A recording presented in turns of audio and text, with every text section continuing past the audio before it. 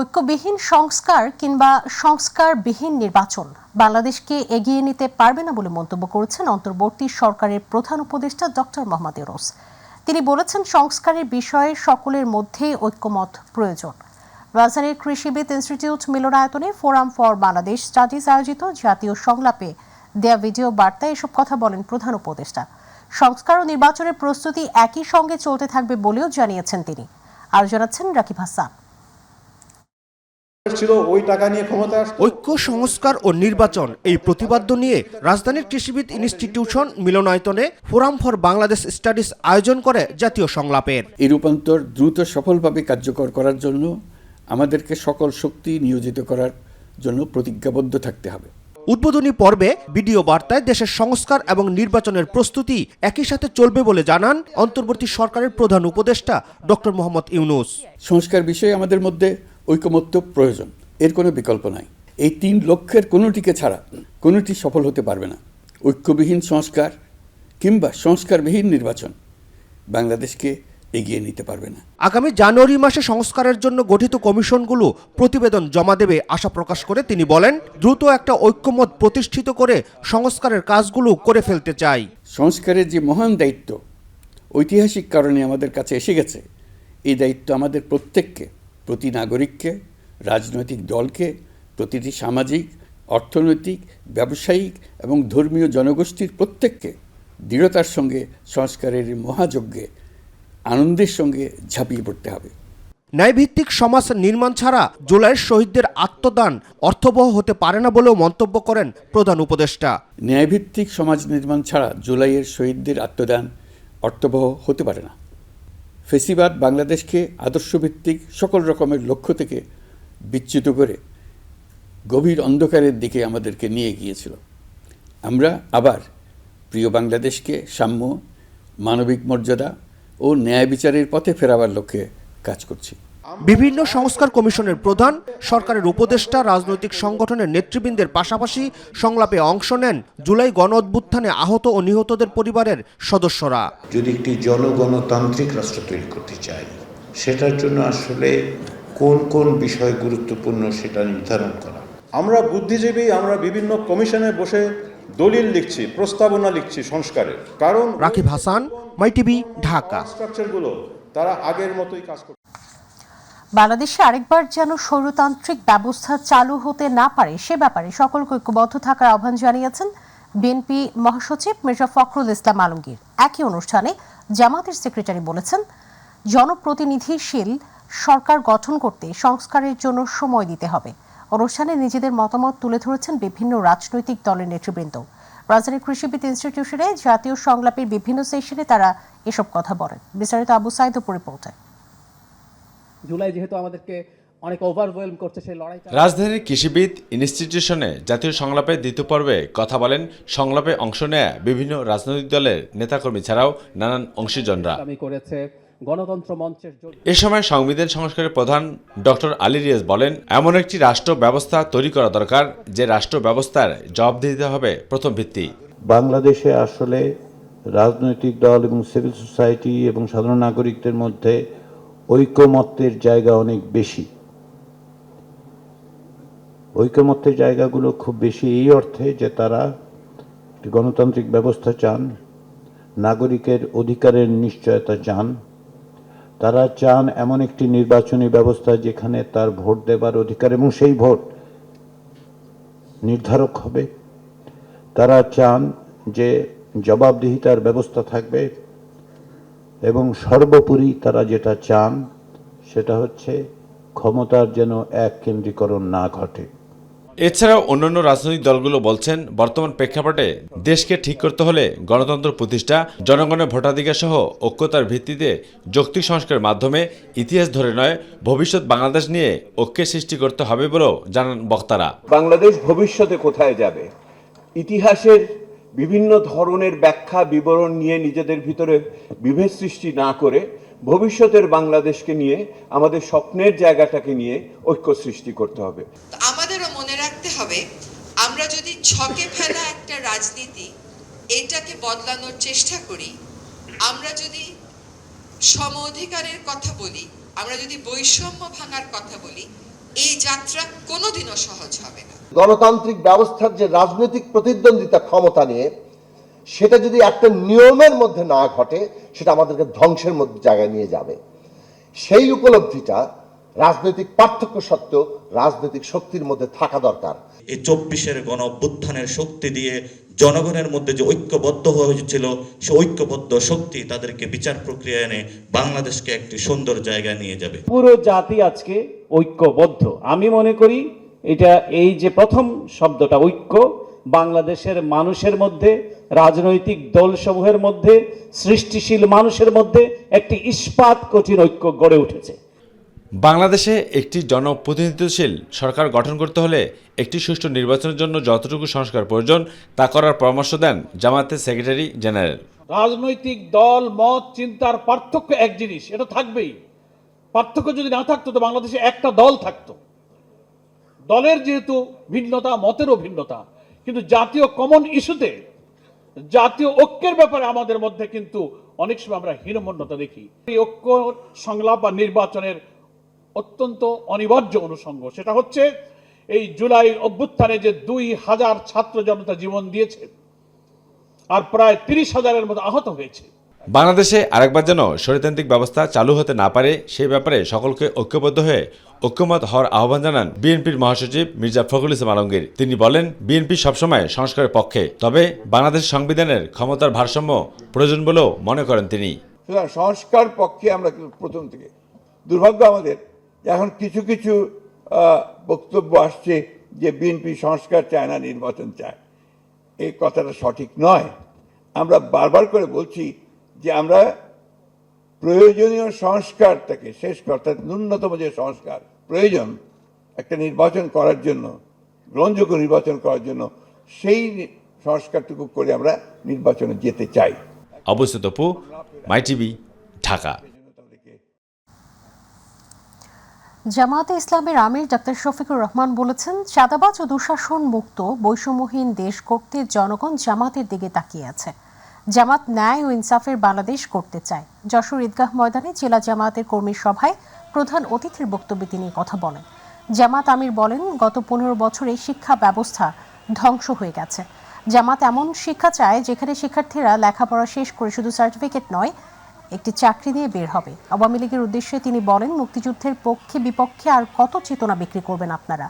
যশোর জেলা জামায়াতের আমির অধ্যাপক গোলাম রসুলের সভাপতিত্বে কর্মী সম্মেলনে অন্যান্যের মাঝে বক্তব্য রাখেন কেন্দ্রীয় নির্বাহী পরিষদের সদস্য ও যশোর কুষ্টিয়া অঞ্চল পরিচালক মোবারক হোসেন, কেন্দ্রীয় মজলিসের শুরা সদস্য মাওলানা আজিজুর রহমান সহ নেতৃবৃন্দ।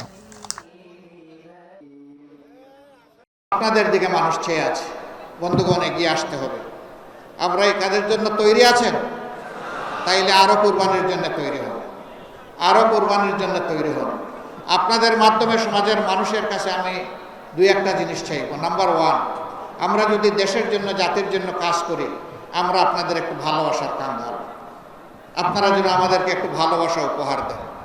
নাম্বার 2, ভালোবাসার সাথে আপনাদের জন্য একটু সমর্থন এবং সহযোগিতা পাই। নাম্বার 3, সমর্থন সহযোগিতার পাশাপাশি জাতীয় চ্যালেঞ্জ মোকাবিলায় আপনাদেরকে যেন আমরা আমাদের পাশে পাই। নাম্বার 4, এই জাতিকে বদলে দেওয়ার জন্য আপনাদের অন্তরে যেন আমাদের জন্য একটা জায়গা পায়। এই 4টা জিনিস যদি দেশবাসী আমাদেরকে উপহার দেন, আমরা দেশবাসীর কাছে চিরকৃতজ্ঞ থাকব।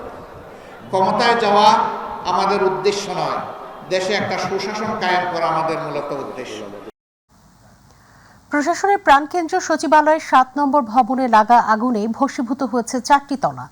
পুরো ভবনটি ঘিরে রেখে আগুন লাগার কারণ অনুসন্ধানে কাজ করে যাচ্ছে গোয়েন্দা সংস্থা ও আইনশৃঙ্খলা বাহিনীর ঊর্ধ্বতন কর্মকর্তারা। সকালে গোয়েন্দা সংস্থার বিভিন্ন দলকে সচিবালয়ের ভেতরে প্রবেশ করতে দেখা গেছে।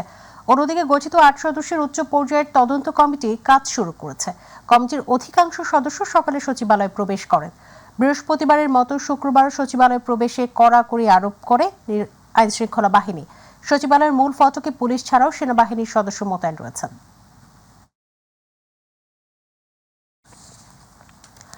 বাংলাদেশ সচিবালয়ে ষড়যন্ত্রমূলক অগ্নিসংযোগ ও দেশ বিরোধী সকল অপতৎপরতার বিরুদ্ধে বিক্ষোভ মিছিল করে ঢাকা মহানগরী দক্ষিণ ইসলামী যুব মজলিস জুমার নামাজ শেষে জাতীয় মসজিদ বায়তুল মোকাররমের সামনে থেকে মিছিলটি শুরু হয়। এরপর পল্টন হয়ে কয়েকটি সড়ক প্রদক্ষিণ শেষে আবার বায়তুল মোকাররমে গিয়ে শেষ হয় মিছিলটি। সচিবালয়ে অগ্নিকাণ্ডের ঘটনা তদন্ত করে অতি দ্রুত ব্যবস্থা নেওয়ার দাবি জানানো হয় বিক্ষোভ মিছিল থেকে।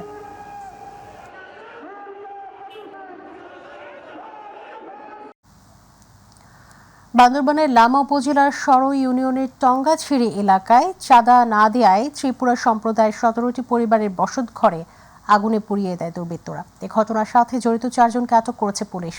এদের মধ্যে 3 জন ত্রিপুরা সম্প্রদায়ের ও 1 জন বাঙালি। সকালে ঘটনাস্থল পরিদর্শন করেছেন পার্বত্য চট্টগ্রাম বিষয়ক মন্ত্রণালয়ের উপদেষ্টা সুপ্রদীপ চাকমা।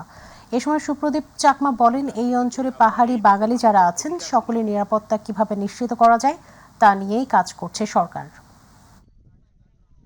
অঞ্চলে যারা যারা আপনারা আছেন পাহাড়ি বাঙালি সবার নিরাপত্তা যেন ইনসিওর করা যায়, এটা নিয়ে আমরা দিনরাত চিন্তা করি। আমরা এই দেশের মানুষদের অধিকার ফিরিয়ে দিতে চাই, যে অধিকারটা গত সরকারের সময় ছিল না বলে আমরা মনে করি এবং দাবি করি। সেটা ঢাকা মাওয়া এক্সপ্রেসওয়ে টোল প্লাজায় বেপরোয়া বাসের ধাক্কায় নারী ও শিশু সহ 6 জন নিহত হয়েছেন। এতে আহত হয়েছেন আরও অন্তত 10 জন। সকালে ধলেশ্বরী টোল প্লাজা এলাকায় এই ঘটনা ঘটে। তাৎক্ষণিকভাবে নিহতদের নাম পরিচয় জানা যায়নি। জানা গেছে, সকালে ধলেশ্বরী টোল প্লাজায় একটি বাস নিয়ন্ত্রণ হারিয়ে প্রাইভেট কারকে ধাক্কা দেয়। এতে 5 জন নিহত হন। এই ঘটনায় আহত হয়েছেন আরও অন্তত 10 জন। তাদের উদ্ধার করে হাসপাতালে পাঠানো হয়েছে।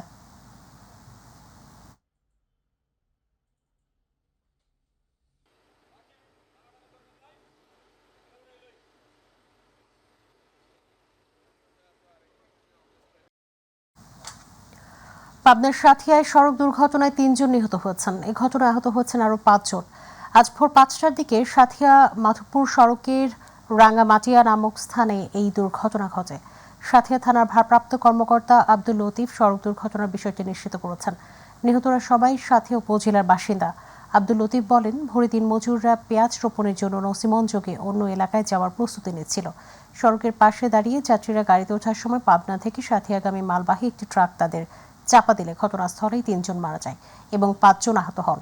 আহতদের সাথে উপজেলা স্বাস্থ্য কমপ্লেক্স সহ বিভিন্ন হাসপাতালে ভর্তি করা হয়েছে। দুর্ঘটনা কবলিত ট্রাকটি জব্দ করা হয়েছে, তবে চালক হেলপার পালিয়ে গেছে। আবারও অস্থির চালের বাজার। কয়েকদিনের ব্যবধানে সব ধরনের চালেই কেজিতে দাম বেড়েছে 8 থেকে 10 টাকা। সপ্তাহের ব্যবধানে বেড়েছে মুরগির মাংসের দামও। তবে স্বস্তিতে ফিরেছে সবজির বাজার। শীতের সবজি অধিকাংশই এখন সাধারণের নাগালের মধ্যে। দাম কমেছে আলু পেঁয়াজেরও, যদিও ঊর্ধ্বমুখী দেশি রসুনের দাম। এসএমআরএফের রিপোর্ট। আবারও চালের বাজারে অস্থিরতা দেখা দিয়েছে। কয়েকদিনের ব্যবধানে প্রায় সব ধরনের চালে বেড়েছে 8 থেকে 10 টাকা। কারণ বাজারের চাল ব্যবসায়ীরা জানান, মৌসুমকে সামনে রেখে কৃত্রিম সংকট তৈরি করেছে সিন্ডিকেট ব্যবসায়ীরা। আগে চাল নিয়ে খেলতো কে? মেলার আর দান ব্যাপারী। এই কর্পোরেট কোম্পানিগুলো ডুইকা বিগত সরকার ওদেরকে লাইসেন্স দিয়া এই চালের উপরে যে অশান্তি সৃষ্টি করছে, প্রতি বছরে কাহিনীটা ঘটে। চালের মতো ঊর্ধ্বমুখী মুরগির মাংসের দামও সপ্তাহ ব্যবধানে জাত ভেদে বেড়েছে 10 থেকে 15 টাকা। তাই মাসের শেষে বাধ্য হয়ে অনেকেই কিনছেন মুরগির গিলা কলিজা। মুরগির দাম বেশি কারণে এটা চাহিদা বেশি। মুরগি বাজার জনরা চাহিদা কমে যাবে, তাহলে চাহিদা কমে যাবে। আপনি দেখেন মুরগি প্রত্যেক দোকানে খাঁচার উপর খাঁচা দিয়ে রাখছে, অথচ দাম কমতেছে না। এদিকে শীতের সবজির বাজারে স্বস্তি ফিরেছে। অধিকাংশ সবজি এখন সাধারণের নাগালে। কমেছে আলু পেঁয়াজের দামও, তবে দাম ঊর্ধ্বমুখী দেশি রসুনের। কালীন সবজি মোটামুটি সবজির দাম অনেক কমছে। গেছে সপ্তাহ তুলনায় এই সপ্তাহে কেজিতে 15 টাকা 20 টাকা কমছে। ফুলকপি আগে ছিল 70 টাকা 60 টাকা, এখন 15 টাকা 20 টাকা 25 টাকা সর্বোচ্চ। রসুনের চাহিদা মানে বেশি, আর পুরাতন রসুন ফুরিয়ে উঠছে, তো ওই কারণে রসুনের দামটা বাড়ছে। কেজি প্রতি 10 টাকা বাড়ছে। সবজির দাম কমলেও সাধারণ মানুষের মাঝে নিত্য প্রয়োজনীয় দ্রব্যমূল্য নিয়ে হতাশা কাটেনি। বাজার স্থির না থাকার ক্ষোভ ঝেড়েছেন অনেকেই। খালি সবজি কমলে কি কামাবো? সারা সব জিনিসের তো দাম বেশি। আমরা যে কয়টা কামাই করি এই কয়টা আমাকে চলে। মানে দৈনন্দিন যে ব্যয়, এটা মেটানো খুবই কষ্টকর হয়ে যাচ্ছে। এদিকে বছর শেষ হয়, বাড়ি ভাড়া বাড়ে, বছর শেষ হয় স্কুলের খরচ বাড়ে, কিন্তু আমাদের ইনকাম তো বাড়ে। এসএম আরিফ, মাই টিভি, ঢাকা। মাদারীপুরের কালকিনিতে আধিপত্য বিস্তারকে কেন্দ্র করে উপজেলার বাঁশগাড়ি ইউনিয়নের 8 নং ওয়ার্ডের সদস্য আক্তার শিকদার ও তার ছেলে মারুফ শিকদার সহ 3 জন নিহত হয়েছেন। বাঁশগাড়ি ইউনিয়নে এই সংঘর্ষের ঘটনা ঘটে। এ সময় বেশ কিছু ককটেল বিস্ফোরণ ঘটে। জানা গেছে, সকালে আধিপত্য বিস্তারকে কেন্দ্র করে দুই গ্রুপের মধ্যে সংঘর্ষের ঘটনা ঘটে। এ সময় আতাউর রহমান ওরফে আক্তার শিকদার নামে এক ইউপি সদস্যকে কুপিয়ে হত্যা করে প্রতিপক্ষ। এতে উভয় পক্ষের 10 থেকে 15 জন আহত হয়েছেন। এর মধ্যে মারুফ শিকদারের অবস্থা ছিল গুরুতর। দ্রুত তাকে উদ্ধার করে শরীয়তপুর সদর হাসপাতালে নিলে কর্তব্যরত চিকিৎসক মৃত ঘোষণা করেন। ঘটনাস্থলে রয়েছেন পুলিশ ও সেনাবাহিনীর সদস্যরা। এই বিষয়ে মাদারীপুর পুলিশ সুপার মোহাম্মদ সাইফুজ্জামান জানিয়েছেন, পরিস্থিতি নিয়ন্ত্রণে ঘটনাস্থলে পুলিশ ও সেনাবাহিনীর সদস্যরা রয়েছেন। বাড়তে শুরু করেছে শীতের প্রকোপ, সেই সাথে বাড়ছে শীতজনিত রোগ। আবহাওয়া অফিস বলছে, জানুয়ারিতে আরও বাড়বে শীত, সেই সাথে একাধিক শৈত্যপ্রবাহের সম্ভাবনা রয়েছে। অন্যদিকে শীতে সুস্থ থাকতে চিকিৎসকেরা দিচ্ছেন কিছু পরামর্শ। তবে ছিন্নমূলদের শীতের রোগবালাই থেকে দূরে রাখতে শুধু সচেতনতাই প্রয়োজন নয়, সরকারের আরও কিছু পদক্ষেপেরও প্রয়োজন রয়েছে। বিস্তারিত এস.এম. তানবীরের রিপোর্টে। গেল বছরের তুলনায় এবছর শীতের তীব্রতা একটু বেশি হতে পারে বলে জানিয়েছে আবহাওয়া অধিদপ্তর। সেই সাথে জানুয়ারিতে হবে শৈত্যপ্রবাহ বলে জানালেন আবহাওয়াবিদ। জানুয়ারি মাসে মাঝামাঝি যে ওয়েভ লেন্থটা আসতেছে সেটা বেশি শীত হবে। এটা হবে সাইবেরিয়া থেকে, নর্থ ওয়েস্টার্ন থেকে আস্তে আস্তে বাংলাদেশ হয়ে তারপরও এলাকায় যাবে। অনেক এলাকায় বার্মারও কিছু অংশ পাবে ওই শীতে। শীতে অ্যাজমা, শ্বাসকষ্ট, খুশকি, হাড়ের রোগ, ডায়াবেটিস সহ নানা ধরনের শারীরিক সংকট দেখা দিতে শুরু করে। তাই শীতে যেসব রোগের প্রকোপ বেশি দেখা দেয় সেগুলো সম্পর্কে সচেতন থাকার পরামর্শ চিকিৎসকের। যাদের হাঁপানি জাতীয় রোগ রয়েছে শীতকালে বেড়ে যায়, ঠান্ডার অ্যালার্জিটা বেড়ে যায়, হাঁচি কাশি বেড়ে যায়, গলা ব্যথা যেমন টনসিলাইটিস, ফ্যারেঞ্জাইটিস, ল্যারিঞ্জাইটিস এই জাতীয় রোগগুলো বেড়ে যায়, বুকের ভেতরে নিউমোনিয়া বেড়ে যায়, এবং যাদের নিউমোনিয়া ছাড়া অন্য জাতীয় শ্বাসতন্ত্রীয় অসুখ আছে সেগুলো বেড়ে যাওয়ার সম্ভাবনা থাকে। ছিন্নমূল সহ যাদের শীতকালীন রোগব্যাধি নিয়ে সচেতনতা কম, তাদের প্রতি সরকারের কিছু দায়িত্ব নেওয়া প্রয়োজন বলেও জানান ডাক্তার লেলিন চৌধুরী। এমন কোনো সংস্থা যারা মানুষের কল্যাণের জন্য কাজ করে, যারা মানুষের ভালো রাখার জন্য কাজ করে মানুষকে, তারা যেন অন্তত দায়িত্ব নিয়ে এই লোকদেরকে দেখাশোনা করে। এবং সরকার নিজেও কিন্তু এরকম একটি উইং বা শাখা তৈরি করতে পারে যারা এই কাজটি করবে। শিশু ও বৃদ্ধদের রোগ প্রতিরোধ ক্ষমতা কম থাকায় তারা আক্রান্ত হন বেশি, তাই তাদের প্রতি বিশেষ সতর্কতার পরামর্শ দেন চিকিৎসকরা। এস.এম. তানবীর, মাই টিভি, ঢাকা।